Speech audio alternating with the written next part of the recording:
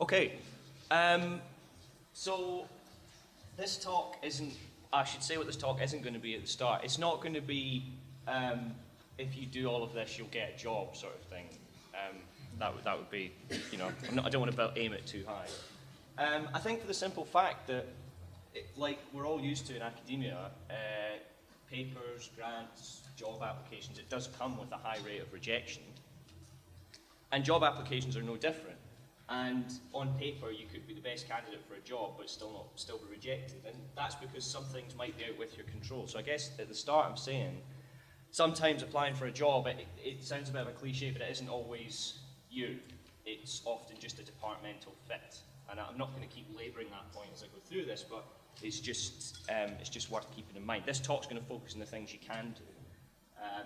So in terms of my own experiences, I've sat on hiring panels, I've hired a few postdocs, I've been a postdoc who's had many job rejections. I've applied for permanent posts and been rejected, applied for permanent posts and got them. So this is, unlike most scientific talks, this isn't necessarily based on any peer-reviewed evidence, it's just based on my own experiences and sort of things that I've noticed over time, both being on the side of the person who desperately wants that permanent post and also the person who's then interviewing other people. Interestingly, I think I found it just as terrifying interviewing people as I do being interviewed, because I feel nervous for people. So I mean, you know, the traditional route for most of us in academia, if you stay in academia, is that you do your PhD, and then you might get a postdoc for a certain length of time, and then you're seeking for that permanent lecturer position. Some people skip the whole postdoc and just go straight to lecturer. These arrows at the bottom are termed exit points, where people decide not to pursue academia. Most of the stuff I'm talking about here does apply to jobs in academia, but it might apply for jobs elsewhere, for example within industry. The arrow here going back is also a point that some people jump from lecturer back to postdoc again for reasons that we'll come on to later. So I mean, this is a very traditional route, but it's not necessarily the route everyone takes. There are key differences when applying for a job as a postdoc or as a lecturer, and I'll try to kind of flag those up. Now, I mean, again, as I said at the start, this is not a talk that's going to basically be able to answer this question. You know, what is the single most important factor? Now, I bet if I asked for a vote, most people would say, oh, it's publications. You have to publish stuff. That's how you get a job. Well, it's interesting, actually, that I don't know if that's totally true. Now, that's not to say that publication is important. Of course it is. That's what we're here to do. We're scientists. The work needs to be out there.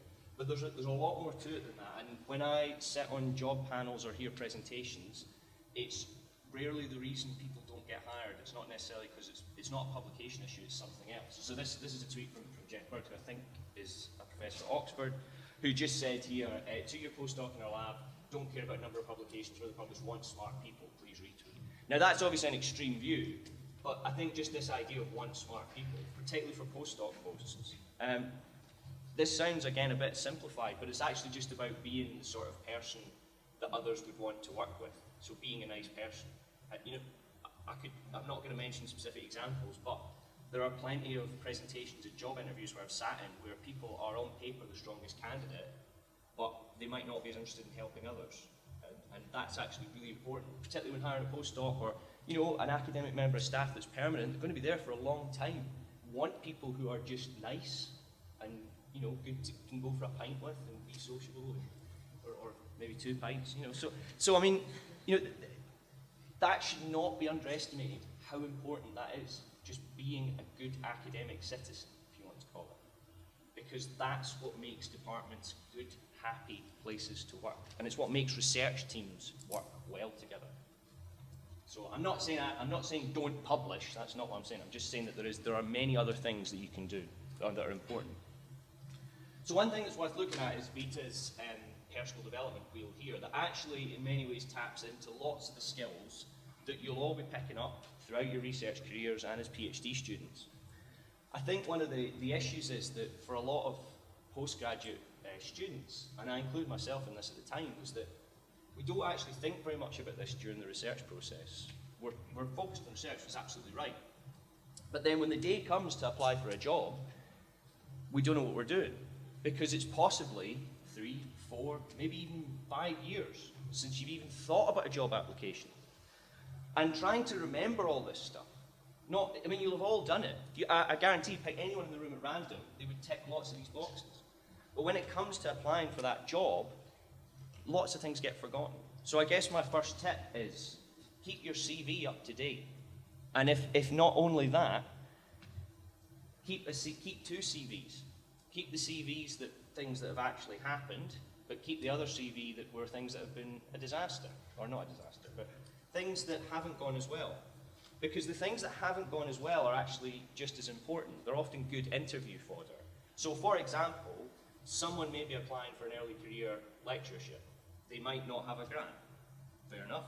But they might have already applied for a grant that wasn't successful but got good reviews. And of course, that often doesn't get listed on CVs. We don't tend to put on CV grant rejected. But it nevertheless is important because it shows that there's clear potential there. You know, I think there is often a view from the outside that the bar is massive, and to get a permanent job, oh, you have to have all this grant income, you have to have done this, you have to have done that. It's as much about that, but it's also about just potential. Where is this person going? Again, remember, permanent academic jobs, long-term investment in this person. If they're coming in at lectureship, well, what's the plan for the next few years? If you've got good evidence that you've been applying for stuff and people like it, there are many great grants that get to committee after getting good reviews and don't get funded. So so I guess my point here is don't leave it till the last few months of your PhD to start thinking about what's next. Again, don't spend all your time worrying about that, but it is something that every few weeks or every few months think, well, what have I done? Have a look at the job market. What's out there? What postdocs are available? What universities are hiring? Where might your work fit in? It doesn't take an awful lot of effort, but my gut feeling is a lot of people don't think about that until it's too late. And then when it comes to filling out competency questions or answering interview questions, there is actually a lot more there, but you have to dig it out. So to give one example, we had a candidate who basically briefly mentioned in an interview, oh yeah, I had this ESRC grant rejected. Hadn't mentioned it in any of their material, and it was only by pushing them a bit that we realised that this grant was, you know, was unlucky not to get funded. And that was really important, but they didn't feel that was important to mention until kind of pushed. So, you know, let's say that, you know, you've found a job that you might want to apply for. I mean, academic job applications are a fairly traditional beast. They haven't really changed much for the majority of departments. It does involve having a CV, an academic CV, which tends to be quite long. There are usually some kind of competency questions, which I'll give you examples of in a minute, because there's only so many ways you can ask someone, tell me about your research. There's often a cover letter, which is just as important as the answers to the competency questions. And then it's often, particularly for a permanent post, there'll be some kind of research plan. What is it you're going to do in the future? And the 5 years seems to be a favourite time at the moment, which I do think is a bit weird, because I often don't know what I'm going to do in the next 5 minutes, but you kind of have to just work with that. So I kind of mentioned earlier, you know, this idea of keeping your own a log of your own personal development. The way that a lot of people can do it is just keeping your academic CV up to date. And in terms of things that you could include in this is not an exhaustive list, but these are things that departments like to see evidence of at some point. Now, this will depend on your career stage and what you've done. So, for example, if you've not published anything yet, you might not be doing any reviewing duties, so that might not apply. Not everyone will have run a workshop. But this is a rough sort of, you know, academic CVs are bulky things. They tend to be lists of stuff that you've done. And as I said earlier, it's good to have one where, oh, here's all the great stuff I've done, but here's all, you know, I'm not saying you submit the one that's full of the disasters, but it's more just for you. I can share these slides, so don't worry about writing all this down. This is not an exhaustive list either. There may be plenty of other things that could be mentioned.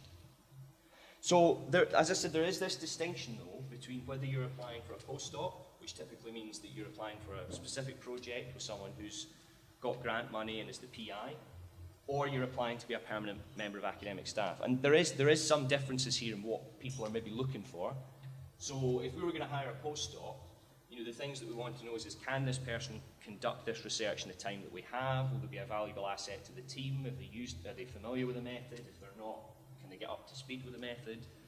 It's much more about the research. We're not, you know, it's more about can this project get done with this person and what will they bring to that research group. On the other hand, if you're applying for a permanent academic job, the sort of things that you might need to know about are the ref. So if you have papers or you're planning papers, how will they fit around the ref? I realise that logo is now out of date because it's now ref 2021. If you don't know what the ref is, might be the time to maybe just Google that. This picture of the man with the money, where are you going to fund your research? And again, at early career stages, it's not necessarily the case that you're going to have this huge grant yet, but where might you go? So dropping in some research council names, Googling what funding's available. It's not at the stage where it would be necessarily you've done it, but you're aware of it. You'd be amazed at how many applications we read where there's no real mention of, there's a kind of casual mention of applying for funding, but no specific examples. And actually, as a general point, I think I'll come on to this in a minute, I'll come on to that later. I was going to say, just as a general point with competency questions, or even interview answers, you have to give examples for everything, generally. That's important. So, and also the other thing from sort of permanent, obviously if you're a postdoc, you might be doing a little bit of teaching, but not too much. But if you're a permanent post, you will be, and so things like the National Student Survey are, rightly or wrongly, extremely important. So you might be asked to think about how would you ensure that students will rate your teaching highly, for example. So there is two distinctions here, but in many ways the applications might not be that different, but the sort of things that will be flagged up are slightly different between postdoc and lectureship. So this is really, regardless of the job, I think there's three things that you can think carefully about to try and stand out, because obviously I'm telling you things that we look out for, but how can you go further than that? I think it is worth having to think about what is your unique selling point, what do you bring? Now that could be a specific area of research that's really, really novel. It could be something even simpler, just the fact that you know tons about different methods. So I think I probably got jobs because I just knew about how to do a specific method, and I could do another method and I kind of could fit that in. So it doesn't need to be that unique, it's just that I could use a certain program. I think even at the postdoc level, I think always be looking at where you might apply for funding. If you've had funding, fantastic, but where might you go next? But as I've hinted at earlier, it is very much about potential, because if you're in if you're at the beginning of your career and you finished your PhD, from an academic perspective, there's a long way to go. Particularly, I was going to try and get through the talk without mentioning pensions, particularly if the pensions are not that good. So there's a long way to go in terms of what you can do in the future. So it is about demonstrating what's going to happen. So what do some questions look like? Now this is just a selection of questions from a variety of institutions that have either been asked at the competency stage at the application, or they're often asked in interviews. As I said, there's only so many ways you can ask certain things. So, the first one would be probably more of a lectureship question. Please indicate what steps you've taken to develop and or maintain national and international profile in the research area. Please identify key roles or activities. That could be organising something, that could be publishing a paper. That question is basically dazzle us with your work and give examples. Now, these questions, when these are in sort of part of a competency stage of the application, you would be amazed at how many applications you see where people have just put 3 bullet points. That's not enough, nowhere near enough. If you're worried, say a little bit more rather than a little bit less. The way to structure a lot of these answers is to have 3 paragraphs with 3 good examples for it. That's fine. Really, from an HR perspective, what often happens is when it comes to shortlisting is we want answers that are clear, direct, and easy to read, because usually for most systems you get marks out of 3 for each question. If you've got boom, boom, boom, 3 good examples of how you're maintaining and developing an international or national profile, great, you get 3 out of 3 for that question. It's not there to trip you up, but you'd be amazed at how many people will say things that are either just too vague, not specific enough, and it's almost as if someone's told them that the competency questions don't matter. They matter a lot. The funding question's a classic one. Let's imagine 5 years' time following your appointment, what's the ideal outcome? If you get asked that, obviously you're not being committed to do anything. They're not going to come back in 5 years and say, why didn't you do this? But you need to have some idea of what the future holds. Questions about what you found most challenging. So this is a great answer if you've got something that was a particularly annoying failure in that failure CV. This is the time to talk about it and what you've learned from it. How are you going to achieve impact beyond academia? So this is a growing component within the rep and within universities is, well, it's not just about what the academic impact of the work is, but could your work have the potential to change policy or change practice or, you know, change the way that we treat a specific group of patients? You know, there's also these open questions like, can you just tell us about a recent paper, or tell us about a paper you're most proud about? Again, great chance to just say how wonderful the work is. Don't hold back. It's not the time to be modest. These are just essentially, these applications are glorified marketing documents for yourself. So, and take time to answer these questions. As I said, I think a lot of people are under the opinion that they're not as important. They are. And then the interview, I mean, the questions you'll get are often very similar to that. Questions you might want to ask yourself at the end of the interview. I always think these are two good ones if you're coming into a new academic role. What systems are in support from that institution as an early career researcher? So if you're starting to write grants, is there help available? You know, and similarly, you know, would you have a reduced teaching load in your first year if you're coming in as a lecturer? That's generally a given because you're trying to set up your own research, but some universities will put a full teaching load on you. It's worth asking these questions to find out. Now, the presentation. Now, typically, a presentation is a core component, not always in a postdoc post, but certainly in a lectureship. This is another area where I've seen quite a lot of spectacular fails. Even really incredible stuff like people being given 20 minutes, people not following the brief. Usually the brief is something like, talk about your research, or it's, you know, talk about where you're having an impact or something. You know, they're fairly open-ended. And I've actually been through one presentation where someone talked about someone else's research for 15 minutes and they mentioned their own at 5 minutes at the end. Totally missed the brief. Don't know how that happens. People also go over time, which is really annoying. Typically, these presentations are viewed by anyone in the department who comes in. So it'll just usually the whole department, you know, there'll be quite a few people there. And what happens, it's kind of awkward because you'll usually come into the room, talk, and then you leave, and then we all have a little chat about it. And then that gets fed back to the panel. But it's a good chance to show off. Practice. This might sound really like mundane, and you're thinking, why is he telling me that? But I've seen plenty of really poor presentations from people who you think should know better. Even people going for senior positions who've just missed the time limit and been cut off. So it does happen. Yeah, so these are kind of like two classic topics. Sometimes you might be asked to just deliver a mock lecture about your own research, but it's usually about 20 minutes you get. And you might get asked some questions as well.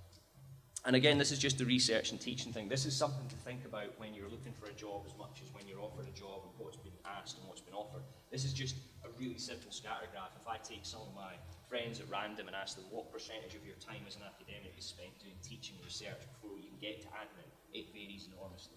Now, many universities will give you a reduced teaching load in first year.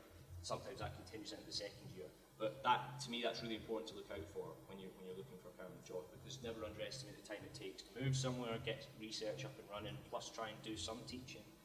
So think really carefully. If you've been offered a position where there's a huge amount of teaching, think about the balance. What will that still allow you to do?